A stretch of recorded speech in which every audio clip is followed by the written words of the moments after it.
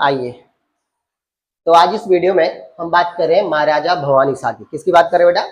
महाराजा भवानी शाह, जो कि परमार राजवंश के 56वें राजा हैं और इनका जो टाइम पीरियड है 1859 से 1871 है।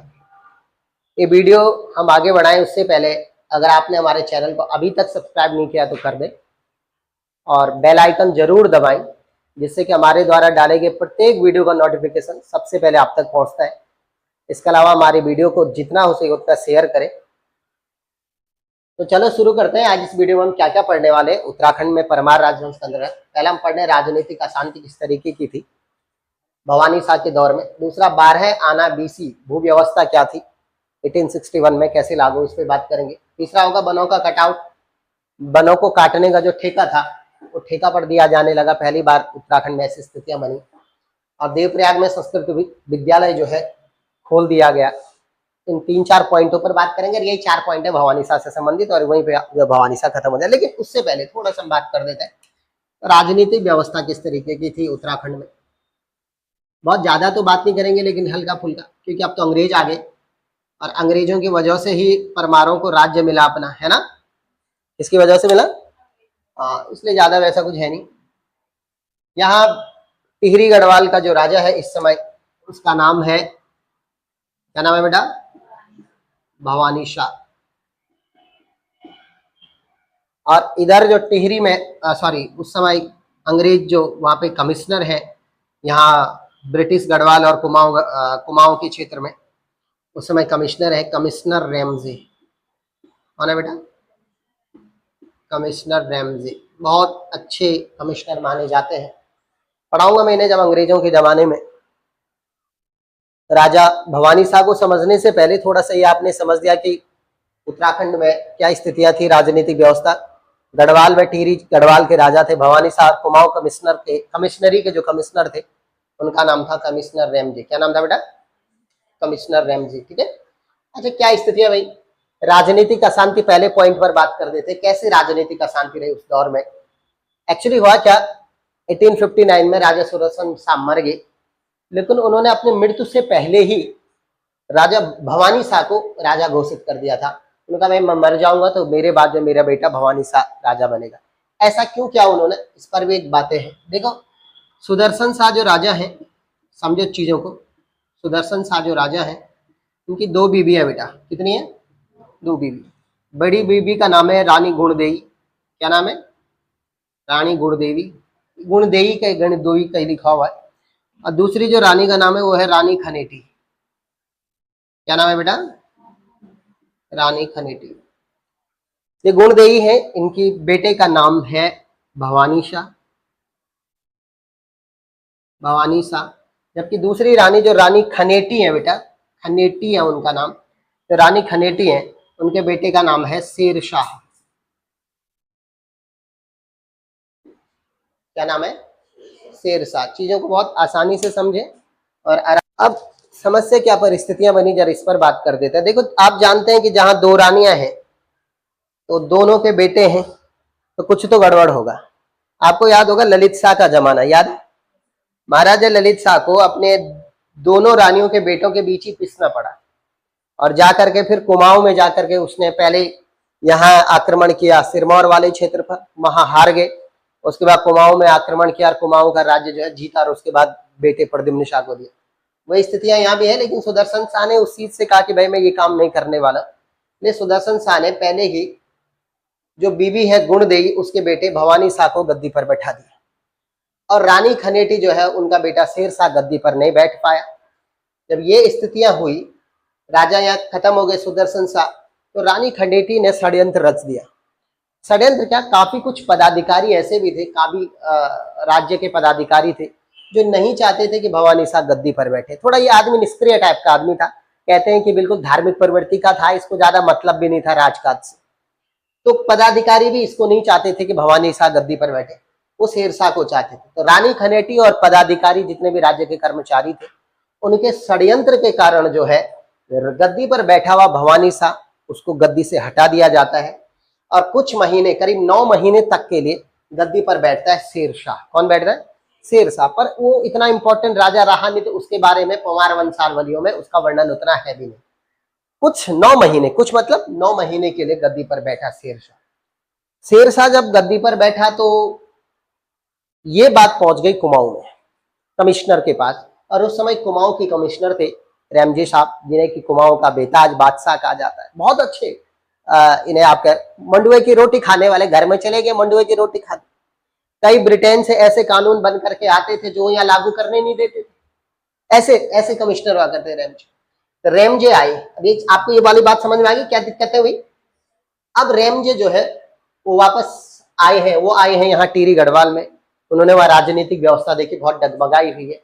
जो राजा ने खुद चुना था अपने बेटे को राजा, उसे हटा दिया गया। शेरशाह गद्दी पर बैठ गया। कमिश्नर आए, कमिश्नर यहाँ पहुंचे। अब आप जानते हैं वहां तो सारा अंग्रेजों का चलता है, क्योंकि इनकी राजशाही अंग्रेजों की वजह से चल रही थी। तो कमिश्नर रैमजे ने यहाँ आकर के शेरशाह को उनकी गद्दी से हटा दिया और फिर वापस गद्दी पर बैठाया। किसको बेटा? भवानी शाह। इस तरीके से दोबारा गद्दी पर बैठ गए भवानी शाह। एक बार बैठे, हटा दिए गए, दोबारा गद्दी पर बैठे भवानी शाह। अब राजा कौन बन गए बेटा? भवानी शाह। समय पीरियड मैंने आपको बता दिया है।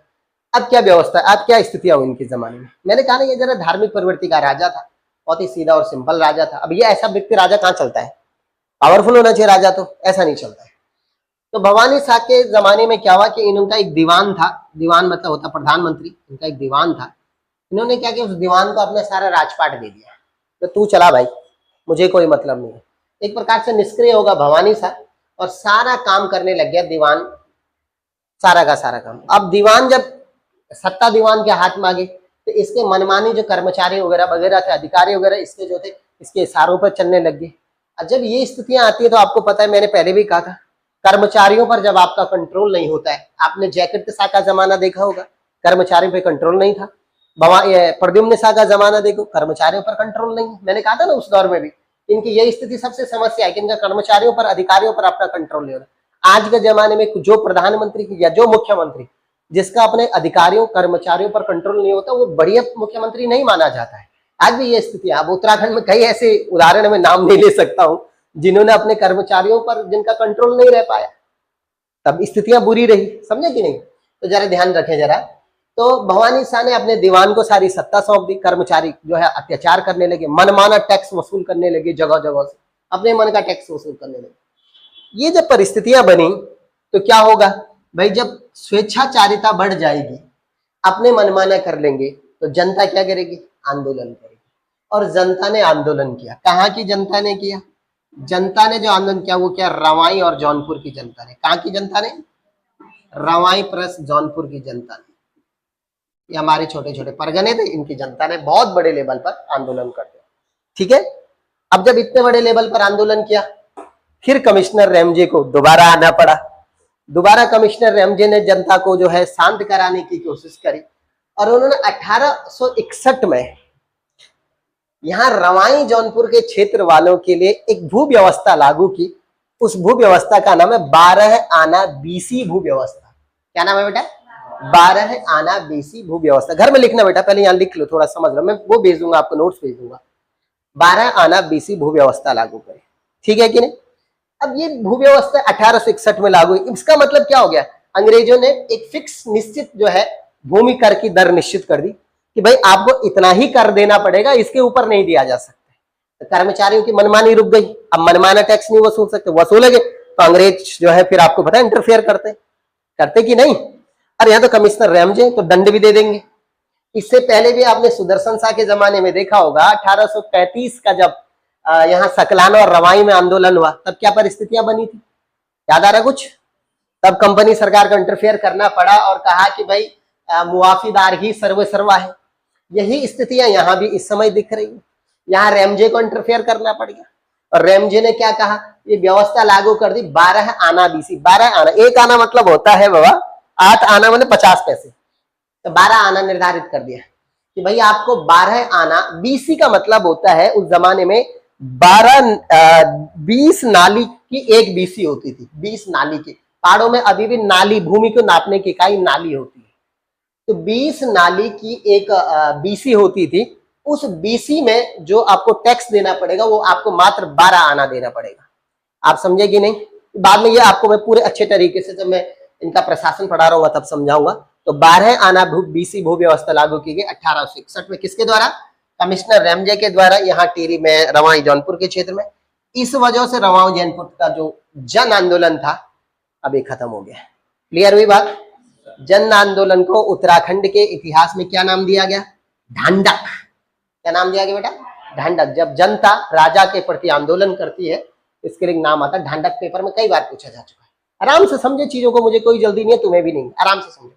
आइए अब ठीक है भाई, जरा यहाँ पे अब दीवान की स्वेच्छाचारिता कम हो गई, राजा का हल्का फुल्का इंटरफेयर हो गया, परिस्थितियां थोड़ा ठीक होने लगी।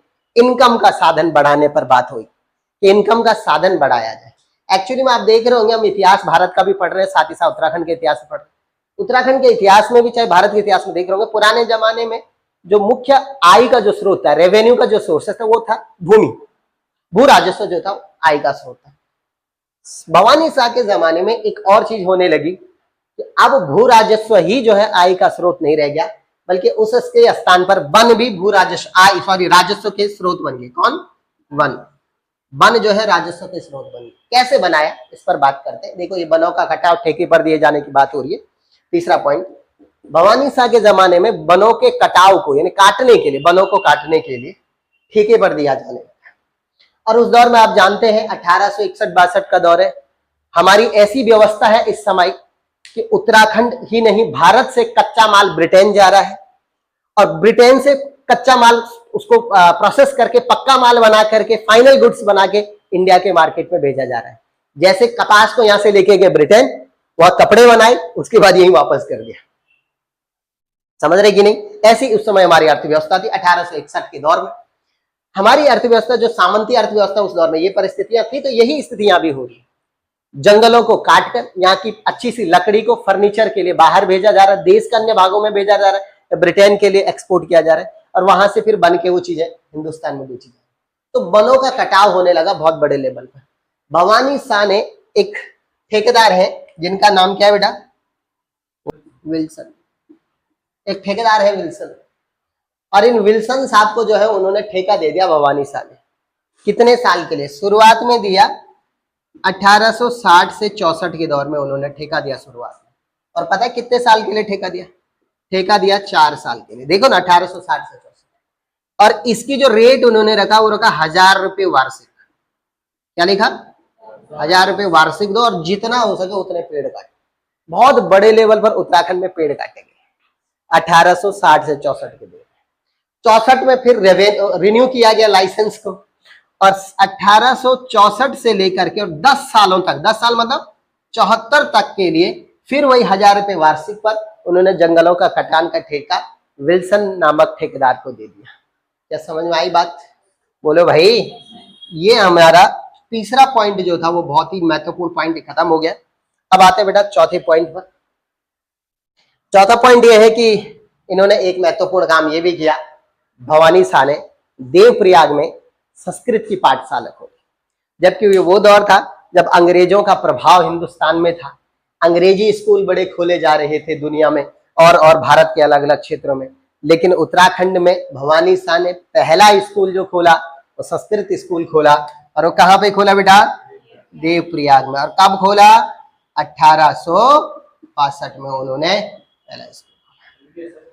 अभी भी है संस्कृत स्कूल, बिल्कुल देवप्रयाग में है, ठीक है कि नहीं? अभी भी है भाई। तो किसने बनवाया था? भवानी शाह।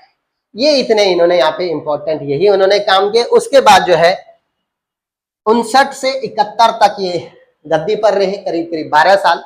45 साल की उम्र में भवानी शाह की मृत्यु हो गई, और उनके बेटे, उनका बेटा का नाम है प्रताप शाह। क्या नाम है बेटा?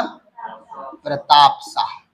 अब ये गद्दी पर बैठेंगे, काफी सुधारवादी काम करेंगे, काफी प्रिंटिंग प्रेस वगैरह काफी और भी काम करेंगे। ये थे प्रताप शाह। लेकिन प्रताप शाह को हम नेक्स्ट वीडियो में पढ़ेंगे। आज का हमारी वीडियो में हमने महाराजा भवानी शाह को पूरा किया, उनके द्वारा किए गए प्रमुख कार्यों पर भी बात हुई, क्या क्या उस दौर में उनके काल में घटनाएं हुई उस पर भी बात हुई। कोई दिक्कत है? कुछ पूछना है? तो टॉपिक आपका क्लियर हो गया होगा, है ना? हो गया? ठीक है। अब ये टॉपिक आज अपलोड हो जाएगा यूट्यूब पर, और कल जो है इससे रिलेटेड प्रैक्टिस सेट, जैसा ही हम चलते आ रहे हैं प्रैक्टिस सेट होगा, ठीक है। आप लोगों को भी ये वीडियो कैसा लगा हमें कमेंट सेक्शन में जरूर बताएं, और हमारे चैनल को अगेन सब्सक्राइब करना ना भूलें। धन्यवाद।